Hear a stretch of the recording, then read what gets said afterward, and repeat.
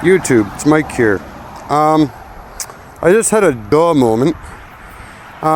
Traditionally, I guess, especially with no wood chips, I usually work smaller areas in my garden, and oftentimes for first time, if I'm turning sod or something, with a regular round mouth shovel. Looks like that, right? And basically, if you think about what you're doing, you're taking the shovel and you're shoving it down into the ground. Now, if you're wanting to grow plants, say something taprooted like a bean, or say carrots and beets or whatever, anything that's underneath the blade of the shovel that's not easily cut, say like a rock, right, or a large wood chip that happened to get down in there, if it doesn't cut, it gets pressed down further into the ground, compacting below the bottom of your shovel. And then when you go to lift the shovel to turn the sod, basically you end up doing a lot more compacting on the way up, and you'll see you get a fairly clumpy looking bit here.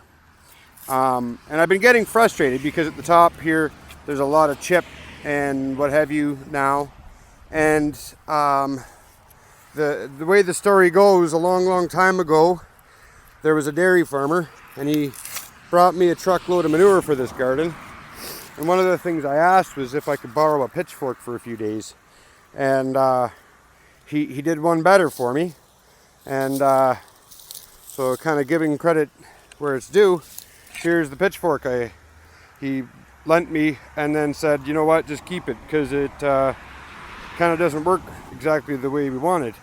But I've definitely, I haven't broke anything, but I haven't given it much of a rest either. And so this is what I found. If you look here, compare it to here, this is where I just did a small patch with the round mouth shovel. Here, with my duh moment, I've done with a regular fork. You stick it in, it'll tend to move to the side. Any stones or go through wood chips and root balls and such. And when you lift it, you don't get so much of a clump. There you can see a root ball, but then all the pieces fell away from it, which is what you want. And then you can take and do a little turn and get kind of the debris reburied, which is basically what you're looking to do, is say get the stem of the plant like that down in the soil. I don't know why I never thought of this before, but the difference is amazing.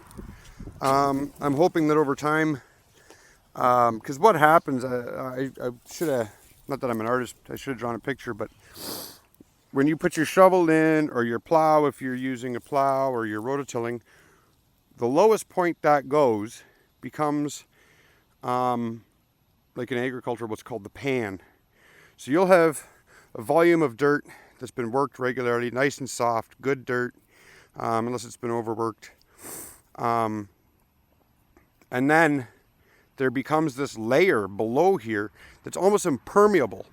And a lot of times if you dig up your more taprooted plants, say like your climbing beans and what have you, you'll see that their root goes down so far and then will curve or branch off all over the place. The odd time you'll get one that'll go through it.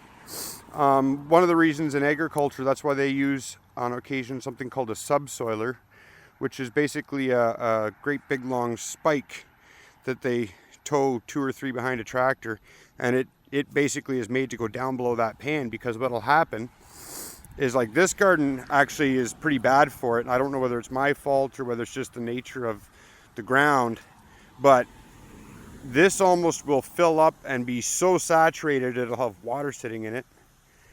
But then, next thing, it'll get really dry, and it's not drawing the water up from the bottom the way something that doesn't have a pan would. And I know I've actually, because I used to use a Honda F501, I believe it is, and they're actually pretty good because you can run them deep. So I would go into guys that were complaining of extra dry and extra flooded gardens, like extreme gardens, especially older ones, and I would go in and run through it once for them, and it would actually cure the problem. And what I was doing is I was breaking through that layer below where they've been working every year and allowing more drainage to happen, which also allows more water to come up through the macro and micro pores. So that's that. I don't know. It's tillage. I took a course on it. Why not? I don't remember if I passed it or not. But yeah, if you're going to do chip and you still want to be able to work the pieces of your rows, kind of like what I'm doing here, or even if you just have a lot of stones and whatnot and you don't want to use a rototiller for certain spots, try just a regular manure fork. I know the garden forks have a little wider tong, so basically it's going to be like having small shovels, so you're not going to have as much of an impact as a regular round mouth shovel. But this is doing quite an interesting job. It's doing a lot more breaking up, and I don't feel like I don't even have to step on this really. I can just kind of press it in and away it goes. So there you go. I never considered it, and I don't know why, but let me know what you think. Okay, ciao.